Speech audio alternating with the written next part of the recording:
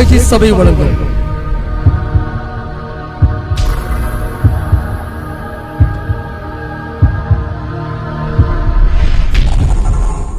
கிருபையும் சத்தியமும். ஸ்தோத்திரம் ஆண்டவரே, ஹல்லேலூயா. புழுதியில புரண்ட என்ன, குப்பையில கிடந்த என்ன கண்மலையின் மேல உயர்த்தி வச்சிங்கப்பா. உங்களுக்கு நன்றி அப்பா. கண்ணீரோடு அழுகையோடு உள்ள உடைந்து காணிக்கையாக கத்தரை, உடைந்த உள்ளத்தோடு கத்தரை கனமனுவோம்.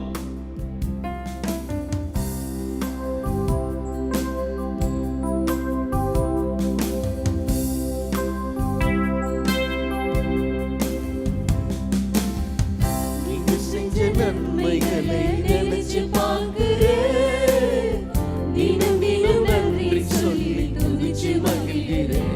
பாடுங்க.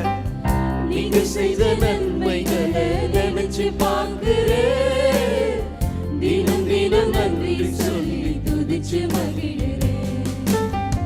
புழுதியில் புரண்ட என்னை, குப்பையில் கிடந்த என்னை, புழுதியில் புரண்ட என்னை, குப்பையில் கிடந்த என்னை கண்மலை மேல் உயர்த்தி வச்சு உம்மை உயர்த்துவேன். கண்மலை மேல் உயர்த்தி வச்சு உம்மை உயர்த்துவேன். நன்றி ஐயா, நன்றி அப்பா, நன்றி ஐயா, நன்றி. நான் எல்லாம் உமக்கே. நன்றி ஐயா, எல்லாரும் நன்றி ஐயா, thank you Lord. நன்றி ஐயா, நான் எல்லாம் உமக்கே. நன்றி ஐயா.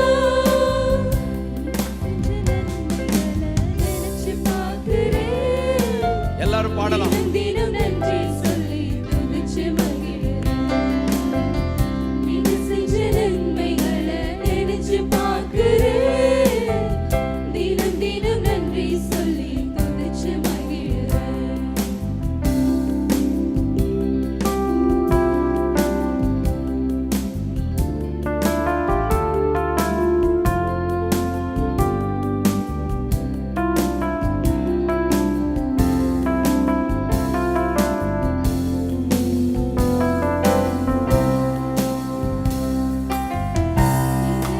உம் கண்கள் கண்டதினாலே, உம் கரங்கள் என் வாழ்வை தொட்டதினாலே, என் கருவை உம் கண்கள் கண்டதினாலே, உம் கரங்கள் என் வாழ்வை தொட்டதினாலே, ஒன்றுக்கும் உதவாத என்னை தேடி வந்தீரே.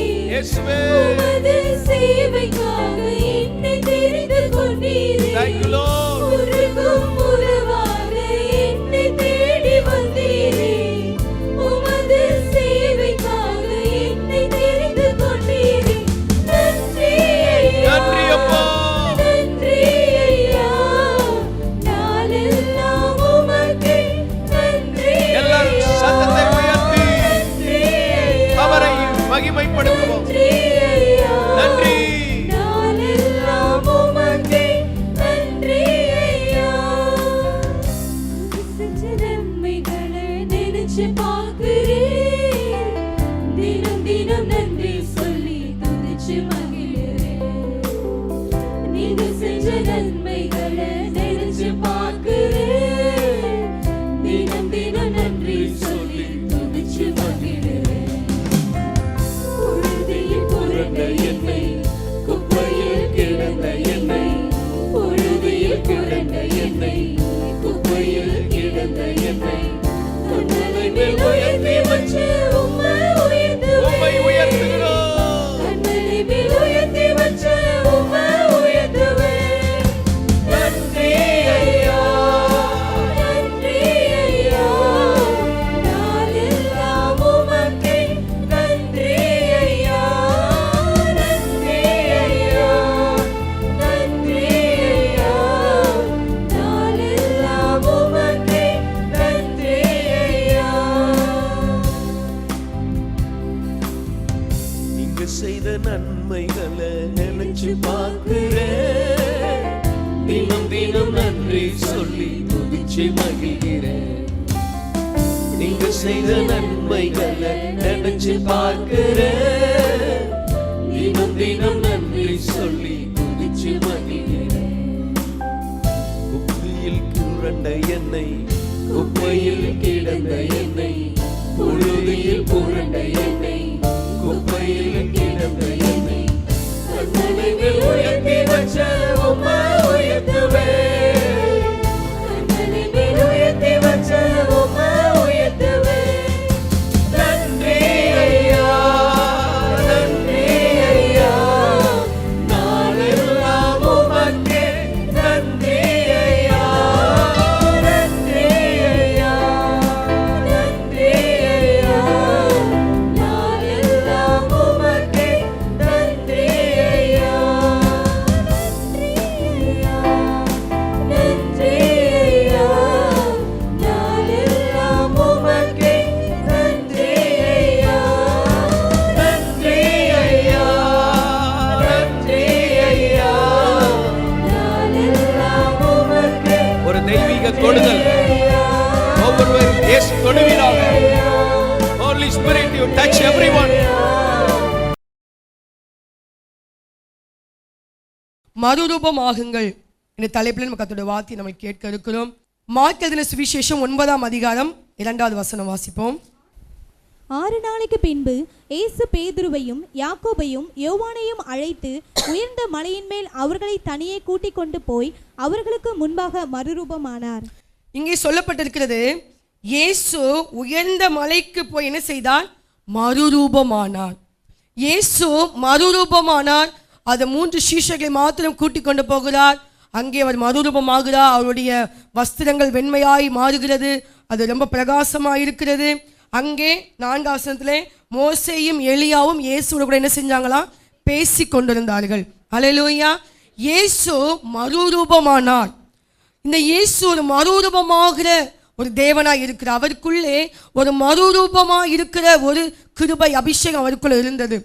அவர் ஒரு சாதாரண ஒரு மனுஷனை போல அவர் உலகத்தில் நடமாடி கொண்டிருந்தாலும், சாதாரண ஒரு மனிதனை போல தன் சீஷர்களோடு அங்கே உட்கார்ந்து சாப்பிடுகிறார், தூங்குகிறார், அவங்களோடு கூட நடக்கிறார், வருகிறார், தங்கி இருக்கிறார், பேசுகிறார். ஒரு சாதாரண மனுஷன் எப்படியெல்லாம் வாழுவார்களோ அதே போல இயேசு என்ன செய்தார்? தன்னுடைய சீஷர்களோடு வாழ்ந்து கொண்டிருந்தார். ஆனால் அவருக்குள் இருந்த ஒரு மகிமையான அனுபவத்தை அவங்க என்ன செய்யாதிருந்தாங்க? அவங்க அறிந்து கொள்ளாமல் இருந்தாங்க.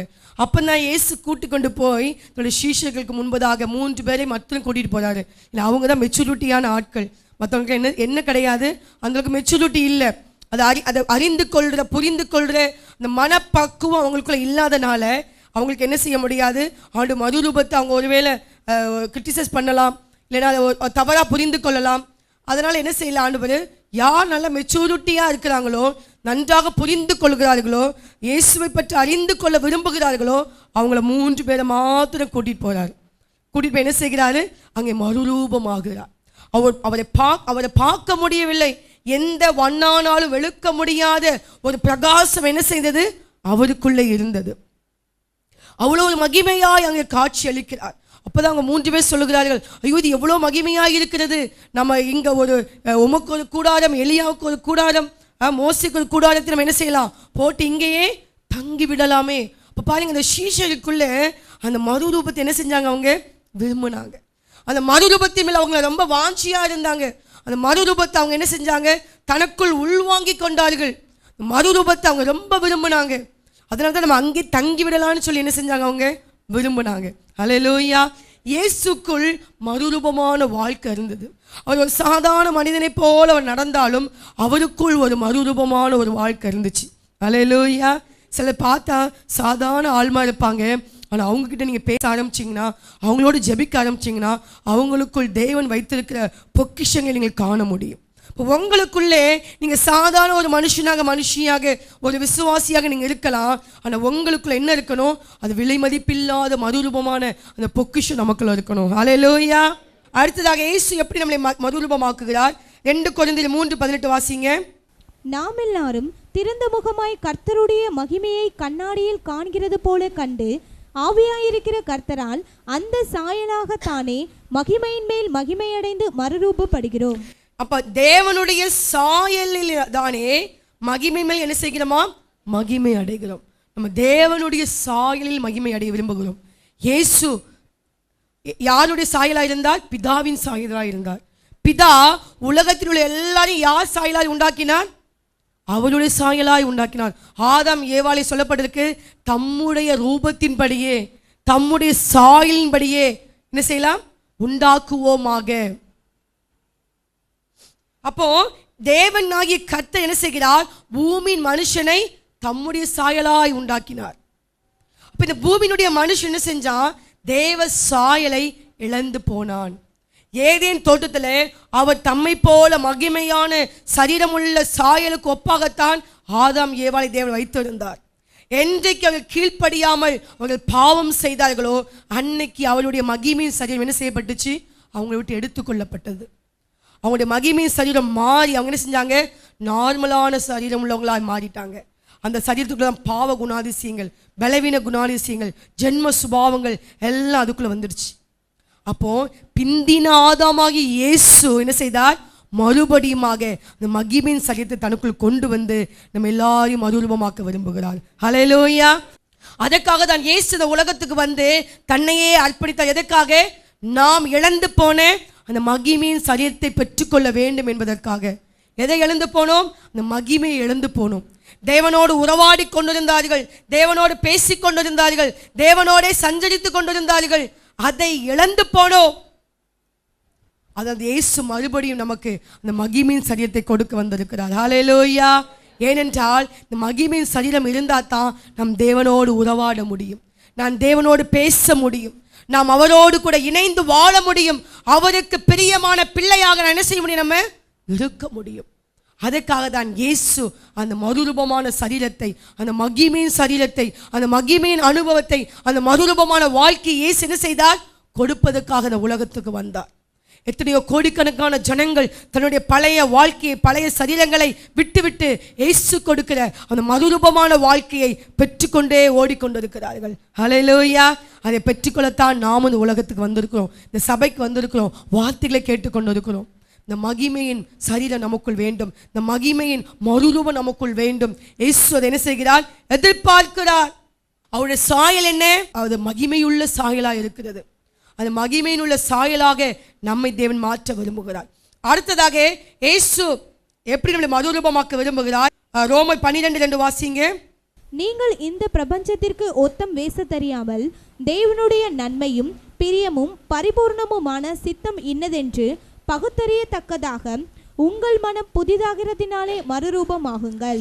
நீங்கள் மறுரூபமாகுங்கள் என்று வேதம் சொல்கிறது. நாம் பார்த்து கொண்டிருக்கிறோம்.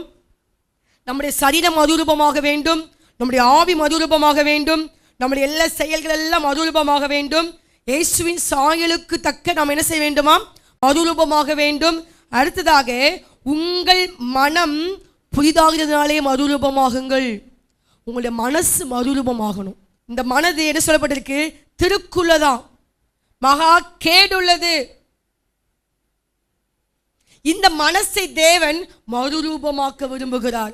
மறுரூபம் வெளியே இருந்தால் மட்டும் போதாது, இந்த மறுரூபம் எங்க இருக்கணும்? உள்ளுக்குள்ள மறுரூபம் இருக்கணும். இயேசு நடக்கிற போதெல்லாம் மறுரூபமாக காமிச்சாரா? பாருங்க, நான் ரொம்ப மறுரூபமாக இருக்கிறேன், நான் ரொம்ப பிரகாசமாக இருக்கிறேன், என் வஸ்திரத்தை பாருங்க, நான் ரொம்ப வெளுப்பாக இருக்கிறேன் காமிச்சாரா ஆண்டவர்? இல்லை, தாழ்மையாக இருந்தார். ஆனால் அவருக்குள் என்ன இருந்தது? அந்த மறுரூபத்தின் மகிமையான அந்த அபிஷேகம் அவருக்குள் இருந்தது. அதே போல முதலாவது நாம் மறுரூபமாக்க வேண்டிய ஒரு அவயவம் என்ன என்றால் நம்முடைய மனது மறுரூபமாக வேண்டும். ஏன்னா அந்த எல்லாத்துக்கும் தீமையா இருக்கிறது நம்முடைய மனசு தான். என்ன செய்யுது? எல்லாத்துக்கும் காரணம் இந்த மனசு தான். இந்த மனதை மறுரூபமாக்க விரும்புகிறார். நான் வேகமாக சொல்லுகிறேன். எதிலிருந்து இயேசு நம்மளை மறுரூபமாக்க விரும்புகிறார்? 1 ராஜாக்கள் 21:5.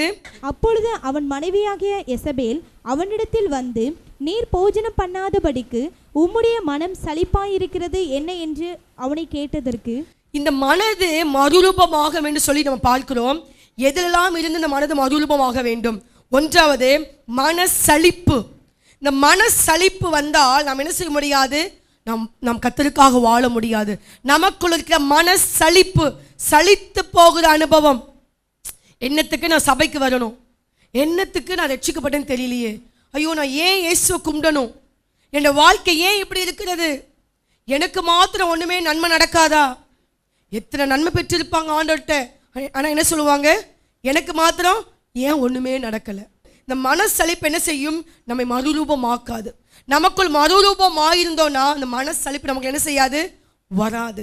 அடுத்து சொல்லப்பட்டிருக்கு சங்கீதம் 73:21, மனம்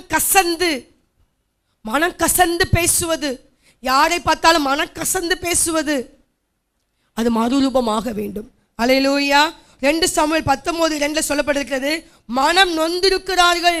தாவீது தன் பிள்ளை நிமித்தமாக மனம் நொந்திருக்கிறான். அதனால் என்ன நடந்துச்சா? அந்த அன்றைய வெற்றி அது துக்கமாய் மாறினது. மனம் நொந்து நீங்கள் இருப்பதினால் என்ன உண்டாகிறது? உங்க வாழ்க்கையில துக்கம் உண்டாகிறது. அநேக குடும்பத்தில் மனம் நொந்து இருக்கிறதுனால ஒரு ஆள் நிமித்தமா குடும்பமே துக்கமா மாறிடுது. மனம் நொந்து இருக்கிறார்கள், அதனால் குடும்பத்தில் என்ன இல்லை? சந்தோஷம் இல்லை, துக்கம். தாவீது மனம் நொந்து போகிறான். அவனோட குடும்பத்தெல்லாம் பிடிச்சிட்டு போயிட்டாங்க. ஆனால் தன்னுடைய தேவனாகிய கர்த்தருக்குள் தான் என்ன செய்கிறான்? திடப்படுத்தி கொள்ளுகிறான். குடும்ப தலைவர்கள் அப்படிதான் இருக்கணும். உங்க துக்கமா அது உங்களோட வச்சுக்கணும். நான் வேலைக்கு போன இடத்துல பிரச்சனை, இவங்களுக்கு பிரச்சனைனா வந்து மனைவி விட்டு சண்டை போடுறது, பிள்ளைங்களை வந்து அடிக்கிறது. உங்களுடைய துக்கத்தை குடும்பத்தில் என்ன செஞ்சிடக்கூடாது? உங்களுடைய மனம் நொந்திருப்பதை குடும்பத்தை துக்கமாய் மாற்றிவிடக்கூடாது. அப்ப மறுரூபமாக வேண்டும். 2 நாளாகவும் 26:14 சொல்லப்பட்டிருக்கிறது, மன மேட்டிமை. அவனுடைய மனம் எப்படி வந்துச்சா? மேட்டிமையாய் மாறினது. மனமேட்டிமை. இந்த மனமேட்டிமை ஏன் வருகிறது? நமக்குள் மறுரூபமாக, அதனால் மனமேட்டிமை வருகிறது. மனது மேட்டிமையா மாறுது. இந்த மனமேட்டிமை வந்தா தான் மன அலட்சியம் வந்துடும், மனம் பதறி பேசுறது, துணிகரம் எல்லாம் வந்துடும். நேபுகாத்நேச்சார் ராஜாக்குள் மனமேட்டிமை வந்துருச்சு. நான் கட்டின பாபிலோன் அல்லவா, மனமேட்டிமை வந்துருச்சு. உசியா ராஜாக்குள் மனமேட்டிமை வந்துருச்சு. அவன் என்ன செஞ்சான்? தூப கலசத்தை கையில் எடுத்துட்டான். ஊழியக்காரன் கையில் எடுக்க எப்படி தூப கலசம் செஞ்சுட்டான், இவன் கையில் எடுத்துட்டான். மனமேட்டிமை. மனமேட்டிமை வந்ததுனால கர்த்தர் என்ன செஞ்சிட்டாரு? தள்ளிட்டார் எல்லாரையும். ஆகாஸ்வே ராஜாவுடைய வஸ்தி மனைவி, அவளுக்குள் ஒரு மனமேட்டிமை. ராஜா கூப்பிட்டா நான் போகணுமா? மனமேட்டிமை. அவளை ராஜ்ய பாரத்தை பிடுங்கிட்டார் ஆண்டவர். ரொம்ப ஜாக்கிரதையா இருக்கணும். அல்லேலூயா. மனமேட்டிமை வந்தா நமக்குள்ள இருக்கிற பதவி பட்டம் என்னென்ன இருக்கோ எல்லாத்தையும் உறிஞ்சி போட்டுருவார் ஆண்டவர். மனமேட்டிமை. நம்முடைய மனது மறுரூபமாக வேண்டும். மறுரூபம் ஆகலைன்னா நமக்கு என்ன இருக்கும்? மனமேட்டிமை வந்துடும். கர்த்தர் அதை மாற்றுவாராக. அப்ப எதுல மறுரூபமாக வேண்டும்? ஏசாயா 57:17 சொல்லப்பட்டிருக்கிறது, மனம் போன போக்கிலே நடந்தார்கள், அதனால் தேவனின் கடுங்கோபம் வந்துச்சான். மனம் போன போக்கு. மனம் எப்படிலாம் போக சொல்லுதோ அப்படிலாம் போகிறது. தேவ சித்தம் இல்லாம நம்மளா சுயமா என்ன செய்யக்கூடாது? எதையும் செய்யக்கூடாது. தேவ சித்தத்தின் மையத்துக்குள் வாழுகிறோமா? பிதாவின் சித்தம் செய்யாதவங்க எங்க போக முடியாது? தேவ ராஜ்யத்துக்குள் பிரவேசிக்க முடியாது. நம்ம நினைக்கிறோம், நானா ஞானஸ்நானம் எடுத்துட்டேன், நான் பரலோகத்துக்கு போயிடுவேங்க, நான் அபிஷேகம் பெற்றுட்டேன், நான் பரலோகத்துக்கு போயிடுவேங்க. நமக்குள்ள நாமே சொல்லி கொண்டிருக்கிறோம். இல்ல, பிதாவின் சித்தம் செய்யாத எவரும் தேவராஜ்யத்துக்கு போக முடியாது. ஆமென். யோசிச்சு பாருங்க, நான் பிதாவின் சித்தம் செய்கிறேனா? எல்லாருக்கும் ஒரு கேள்வி இருக்கணும், நான் பிதாவின் சித்தம் செய்கிறேனா? அல்லேலூயா. எல்லாரும் இன்னைக்கு யோசிங்க, உங்க இருதயத்தில் இந்த கேள்வியை போடுங்க, நான் பிதாவின் சித்தம் செய்கிறேனா? அல்லேலூயா. மனம் போன போக்கில் நம்ம போகக்கூடாது. மனது விரும்பும், மனம் எல்லாம் விரும்பும். மனது எதை விரும்பலன்னு நினைக்கிறீங்க? அது எல்லாத்தையும் தான் விரும்பும். ஒரு வண்டி வச்சிருந்தா அவங்கள மாதிரி எனக்கு வண்டி இல்லையேன்னு விரும்பும். ஒரு நல்ல புடவை கட்டியிருந்தா அவங்கள மாதிரி நமக்கு துணிமணி இல்லையேன்னு விரும்பும். ஒருத்தங்க நல்ல ஒரு அழகான வீடு கட்டிட்டா அவங்கள மாதிரி எனக்கு வீடு இல்லையேன்னு விரும்பும். ஆனால் என்ன சொல்லப்பட்டிருக்கிறது? அது வந்து மறுரூபம் ஆகணுமா? மறுரூபம் ஆச்சுன்னா தேவன் என்ன விரும்புகிறாரோ அதைத்தான் இந்த மனதும் விரும்பும். அல்லேலூயா. தேவன் விரும்புகிறதை மாத்திரம் இந்த மனசு விரும்பும். இல்லைனா தேவன் விரும்பாத எல்லாத்தையும் விரும்பும். அது எதெல்லாம் தேவன் விரும்பலையோ அதை மாத்திரம் அந்த மனசு விரும்பும். இவ்வளோ பொல்லாத மனசு பார்த்தீங்களா? அதுக்காக அந்த மனது என்ன செய்யணும்? மறுரூபமாக வேண்டும். உங்கள் மனம் புதிதாகிறதுனாலே மறுரூபமாகுங்கள். அடுத்ததாக எதில் மனம் மறுரூபமாக வேண்டுமா? என்னாகமம் 21:5, மனது வெறுப்பாயிருக்கிறது. இந்த மனது என்ன செய்யுதா? வெறுப்பு. எதை பார்த்தாலும் வெறுப்பு. தேவனுடைய வார்த்தையை பார்த்தா வெறுப்பு, குடும்பத்தை பார்த்தா வெறுப்பு, வேத வசனம் நமக்கு நேராக வருகிறது, எச்சரிப்பையாக வருகிறது, கடிந்து கொள்ளப்படுகிறது, வெறுப்பு, எல்லாத்தையும் பார்த்து வெறுப்படைகிறது. இந்த வெறுப்பான மனம் என்ன செய்ய வேண்டும்? மனம் மாற வேண்டும். ஹல்லேலூயா. மனது மறுரூபமாகணும். அடுத்ததாக சொல்லப்படுற மேல வசனம் வாசிங்கம்மா. அதே ரோமர் 12:2 முதல் வாக்கியம். நீங்கள் இந்த பிரபஞ்சத்திற்கு ஒத்த வேஷம் தெரியாமல் தேவனுடைய நன்மையும் பிரியமும் பரிபூர்ணமுமான சித்தம் இன்னதென்று பகுத்தறியத்தக்கதாக. போதும். நீங்கள் இந்த பிரபஞ்சத்துக்கு ஒத்த வேஷம் தெரியாமல் நீங்க மறுரூபமாகுங்கள். சரி, போதும். இப்போ நீங்க மறுரூபமாகணும். என்ன சொல்லப்பட்டிருக்கு? நம்ம நிறைய மறுரூபத்தை பார்த்து கொண்டு இருக்கிறோம். நம்முடைய சரீரம், நம்முடைய அவயவம், நம்முடைய ஜென்ம சுபாவம், நம்முடைய ஆவி, இதெல்லாம் மறுரூபமாகணும். தேவனுடைய சாயலுக்கு தக்க நம்ம மறுரூபமாகணும். அடுத்தது இங்க சொல்லப்பட்டிருக்கு மனம் புதிதாகினாலே மறுரூபமாகணும். அடுத்ததாக என்ன செய்யணுமா? ஒத்த வேஷம் தெரியாமல், இந்த பிரபஞ்சத்துக்கு தக்க ஒத்த வேஷம் தெரியாமல் நம்ம என்ன செய்யணுமா? மறுரூபமாக வேண்டும். நம்முடைய வாழ்க்கை உலகத்தோடு ஒன்றி கடக்கக்கூடாது.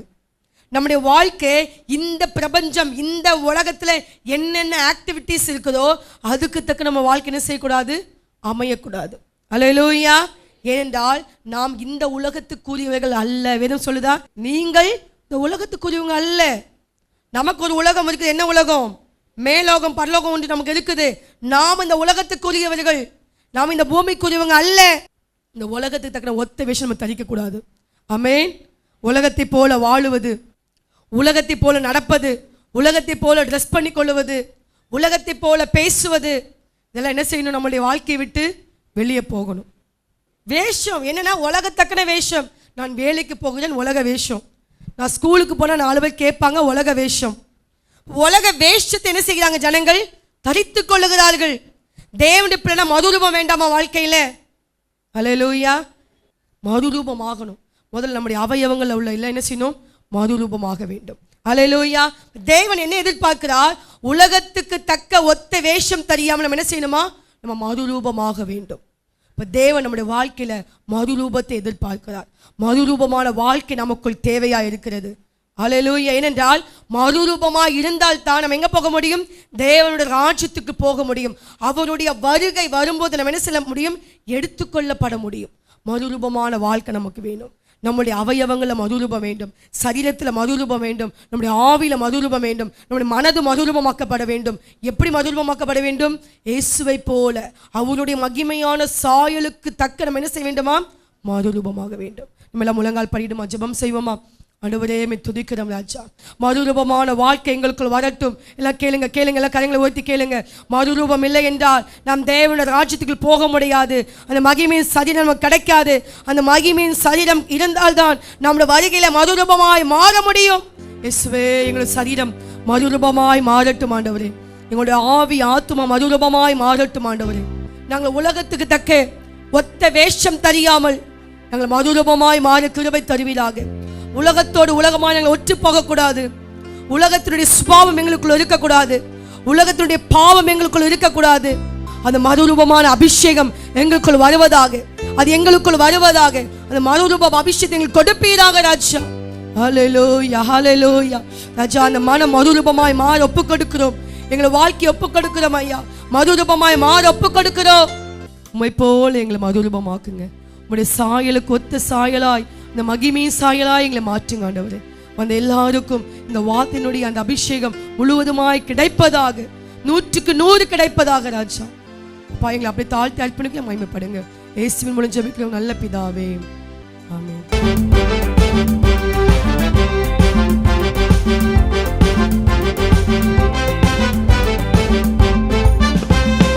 இந்த புதிய ஆண்டில் புதிய காரியங்கள் செய்திடுவார் இயேசு ராஜா. இந்த புதிய நாளில் புதிய கிருபை தந்து நடத்திடுவார் இயேசு ராஜா. இந்த புதிய ஆண்டில் புதிய காரியங்கள் செய்திடுவார் இயேசு ராஜா. இந்த புதிய நாளில் புதிய கிருபை தந்து நடத்திடுவார் இயேசு ராஜா. வருஷத்தை நன்மையால் முடி சூட்டுவார், பாதைகள் நெய்யாக பொழிய செய்வாரே. வருஷத்தை நன்மையால் முடி சூட்டுவார், பாதைகள் நெய்யாக பொழிய செய்வாரே. அல்லேலூயா,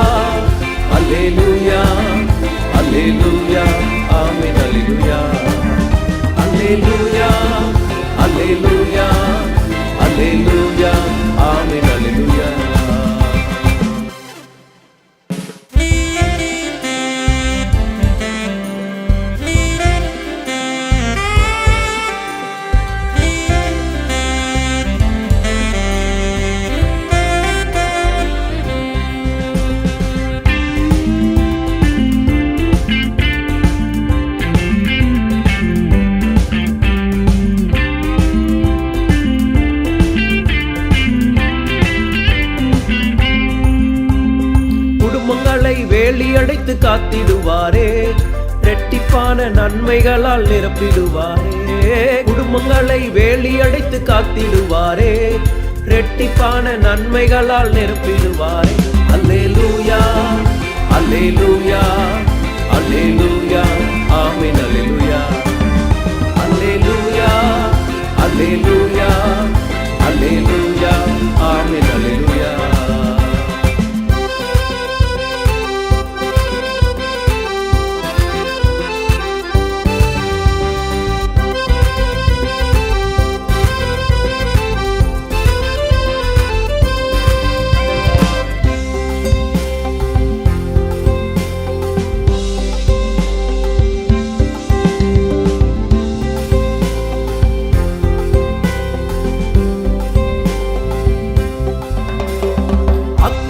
ஜுவாலையாக பயன்படுத்துவா. ஆத்துமாக்கள் திரள் திரளாய் தந்திடுவாரே. அக்கினி ஜுவாலையாக பயன்படுத்துவா. ஆத்துமாக்கள் திரள் திரளாய் தந்திடுவாரே. அல்லேலூயா, அல்லேலூயா, அல்லேலூயா, ஆமென். அல்லேலூயா, அல்லேலூயா, அல்லேலூயா, அல்லேலூயா, ஆமென். அல்லேலூயா.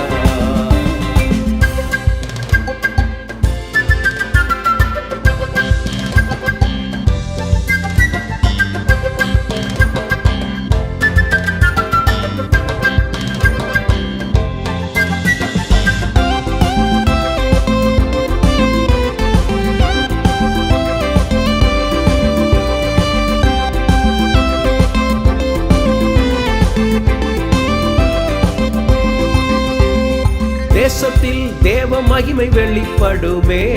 அந்தகார வல்லமைகள் அழிக்கப்படுமே. தேசத்தில் தேவ மகிமை வெளிப்படுமே. அந்தகார வல்லமைகள் அழிக்கப்படுமே. அல்லேலூயா, அல்லேலூயா, அல்லேலூயா, ஆமென். அல்லேலூயா, அல்லேலூயா, அல்லேலூயா, அல்லேலூயா, ஆமென். அல்லேலூயா. புதிய ஆண்டில் புதிய காரியங்கள் செய்திடுவாரே சுராஜா.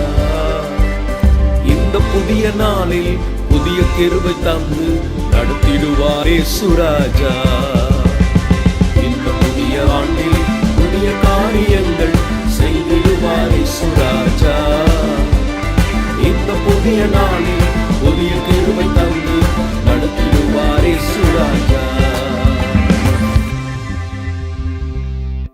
Rock City AG Church service timing Sunday morning 5 a.m., 7 a.m., 9 a.m. and 11 a.m. Evening 6:30 p.m. Branch Church AG Blessing Center Sunday morning service 9 a.m. near Ariyamangalam EB Office Street, Thidir Nagar Road. Our address AM Plaza, number 8/1, second floor, opposite Sidambaram Mahal, Trichy 620002. Cell phone 9976607364.